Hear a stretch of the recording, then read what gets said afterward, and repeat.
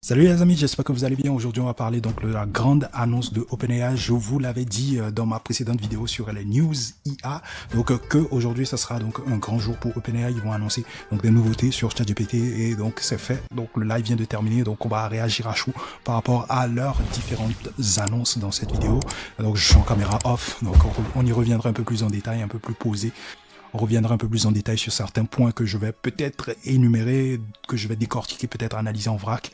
Donc on reviendra, on fera une vidéo un peu plus posée par rapport à cela. Donc cette vidéo, c'est juste une analyse à chaud. Donc n'hésitez pas à aller nous rejoindre sur Instagram si vous voulez avoir des news en live, en instantané, si vous voulez vous informer sur l'intelligence artificielle. Notre compte Instagram est là, donc je viens de le poster. Donc OpenAI vient d'annoncer ce qui vient de rendre Siri obsolète. Ils ont annoncé le GPT-4o, un modèle plus performant que le GPT-4 Turbo. Donc voilà, grosso modo, voilà en résumé ce qui a été annoncé. On va aller un peu plus en profondeur par rapport à cela.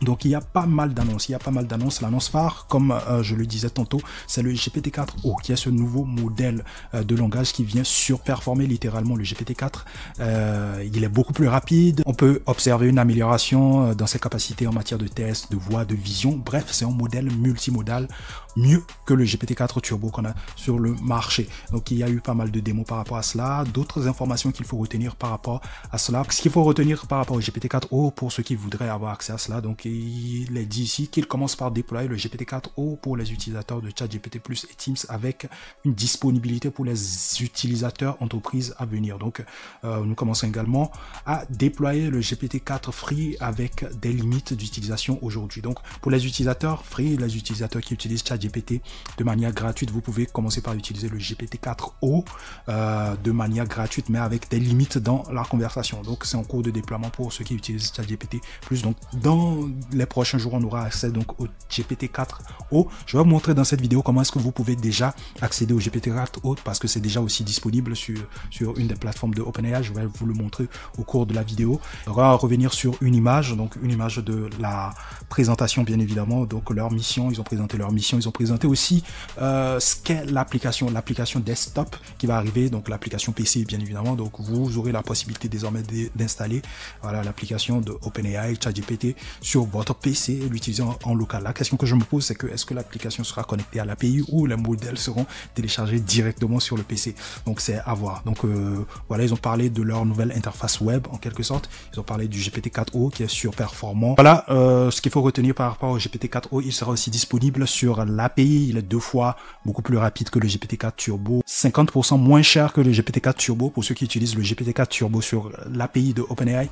Donc ce serait mieux aussi de switcher sur le GPT-4o. On va le tester tout de suite, bien évidemment, sur l'API, sur le Playground. Donc, voilà, grosso modo, ce qu'il faut retenir sur le GPT-4o. Accès gratuit pour les utilisateurs qui utilisent ChatGPT gratuitement, mais avec des limites en termes de conversation. Le déploiement est prévu dans les prochains jours. Je me répète un peu parce que c'est une analyse un peu à chaud par rapport à cela. Donc, le déploiement va se faire pour les utilisateurs de ChatGPT Plus très bientôt on l'aura.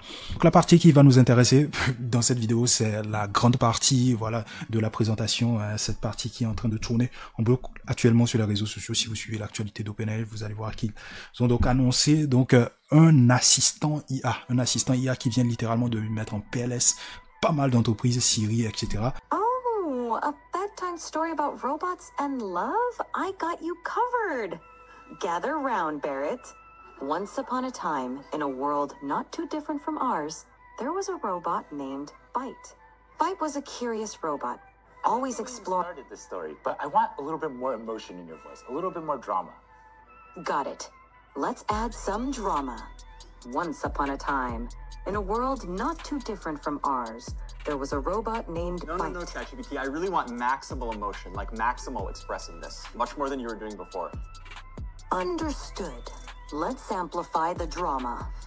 Once upon a time, in a world not too different from ours.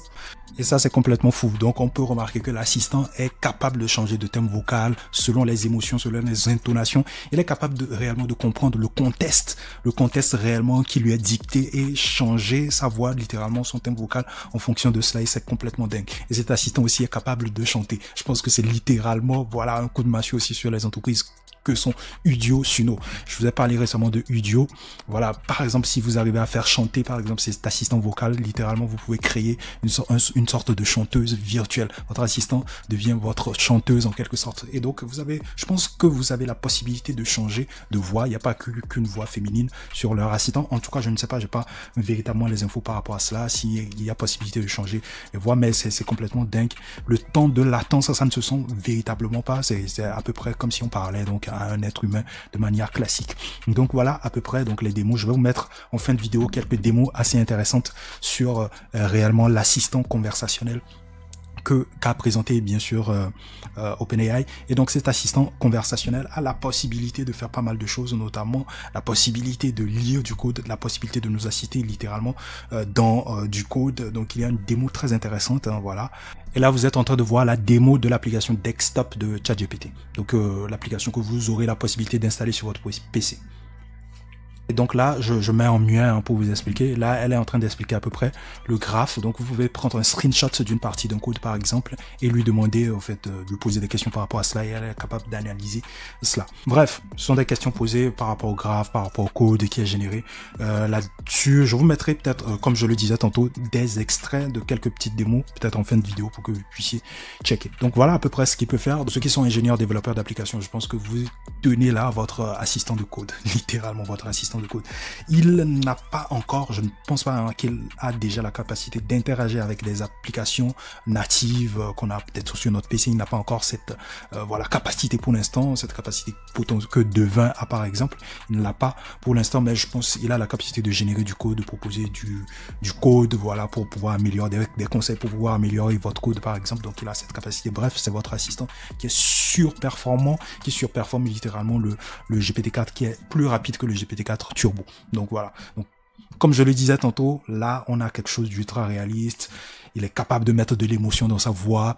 Donc, littéralement, toutes les entreprises, Eleven Labs, je sais pas, liées, qui sont spécialisées dans l'audio, viennent littéralement d'être mis en PLS. Complètement en PLS. Et donc, on va voir donc dans la prochaine étape de cette vidéo. Hein, c'est une vidéo à chaud, hein, je l'ai pas très bien structurée, donc vous m'excuserez pour cela. Donc, on va voir dans la prochaine étape comment est-ce qu'il faut accéder, comment est-ce que vous pouvez accéder au GPT-4o.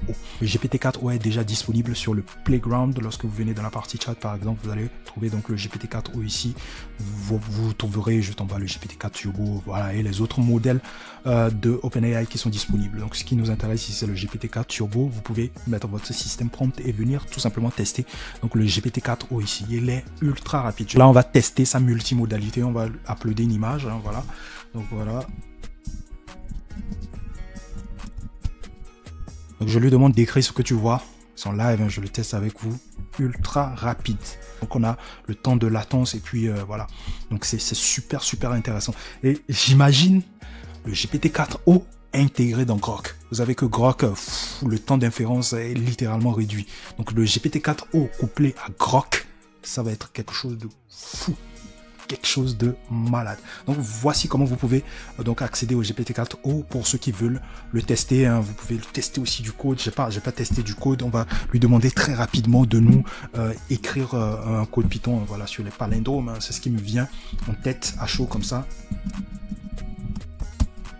Donc je lui dis écris-moi un code sur les palindromes. Donc boum, voilà, bam, il prend son temps. Là c'est moins rapide. Là c'est moins rapide. Il prend son temps. Donc n'hésitez pas à aller tester, à faire des feedbacks. On fera peut-être une vidéo pour rentrer un peu plus en profondeur, une vidéo un peu plus structurée pour rentrer un peu plus en détail sur voilà les capacités du GPT-4o. On est dans le wait and see par rapport à cela. J'ai hâte quand même d'avoir accès quand même à l'application desktop de OpenAI et voir et commencer par tester avec vous des choses assez intéressantes, des use cases assez intéressantes. Donc c'est ce qu'il faut retenir par rapport à cela. L'assistant, elle est super réaliste. Que dire. Moi, j'ai été bluffé littéralement par voilà les émotions, les tonalités que peut prendre l'assistant selon les ordres qui lui sont donnés en temps réel, quasiment en temps réel. On sent pas véritablement le temps de latence sur ces réponses. Et là, littéralement, je pense que voilà, Siri est littéralement détrôné. Plutôt en journée, j'ai eu comme info comme quoi Apple aurait résilié sa collaboration avec OpenAI au vu de la démo qu'ils allaient faire. Donc cet après-midi qui littéralement mettait en PLS donc Siri. Donc voilà la grande annonce de OpenAI. Est-ce que c'était stratégique le fait qu'ils puissent annoncer aujourd'hui donc voilà leur nouvelle fonctionnalité, leur nouvelle démo? Est-ce que c'était stratégique? Parce que demain c'est le Google I.O. Pour ceux qui ne le savent pas, le Google I.O. c'est demain. Donc il y aura de grosses annonces liées à l'intelligence artificielle. On va voir donc les nouveautés liées à l'intelligence artificielle que Google va encore lancer. Donc cette semaine sera assez dense, assez dense. Je pense que la semaine prochaine il y a Microsoft aussi qui a sa conf aussi où ça va débiter, où on aura pas mal d'infos. En tout cas, ce mois sera un gros mois chargé. Il y a pas mal de conférences qui arrivent.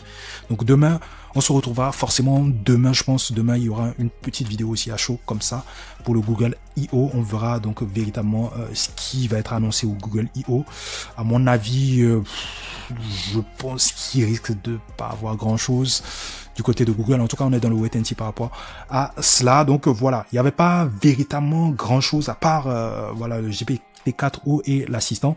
Donc le but de OpenAI c'était de montrer l'assistant, de faire une démo de l'assistant. Est-ce qu'il y a autre chose à rajouter? Ouais, il y a une chose à rajouter aussi par rapport donc à Sam Altman. Sam Altman a tweeté, a fait un tweet, voilà, il y a pas longtemps, par rapport donc au nouveau modèle, le GPT-4o. Donc on a aujourd'hui la confirmation que le GPT-4o, en réalité, c'était ça, le GPT-2 chatbot. Le GPT-2 chatbot qui a vraiment fait jaser, qui a vraiment fait parler tout le monde dans énormément de communautés, énormément de forums IA. C'est en réalité le GPT-4o. Donc on en a la confirmation aujourd'hui de sa performance hors norme qui surpasse littéralement le GPT-4 et les meilleurs modèles de langage sur le marché. Donc c'est ce qu'il faut retenir aussi par rapport à cela. Donc voilà, donc sûrement il y aura plein d'autres news qui vont tomber et donc on reviendra dès qu'on aura d'autres news assez intéressantes aussi par rapport donc au GPT-4o. Voilà, on reviendra, on fera une vidéo un peu plus détaillée, un peu plus calme, un peu plus posée pour parler donc de ça. Donc j'espère que vous avez kiffé la vidéo. N'hésitez pas à vous abonner et à nous suivre sur Instagram parce que les news vont tomber. Voilà, sur Instagram. Donc n'hésitez pas à aller vous abonner. Voilà tout pour aujourd'hui. Je vous retrouve à la prochaine. Prenez soin de vous. Peace.